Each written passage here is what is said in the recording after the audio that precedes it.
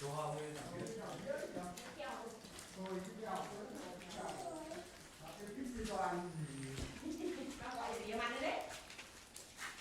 Bố đi.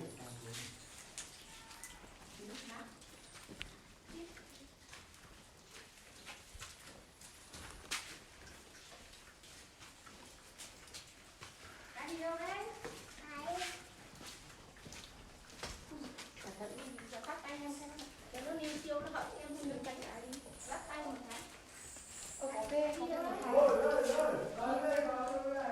Có cái cổ thang nữa. Từ đấy đi lên trên đấy này. Cổ lắm. Thế đó chứ. Đi cô ơi.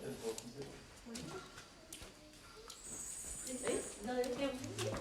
Này, nó cho luôn vào cái túi, rơi lên quả đâu.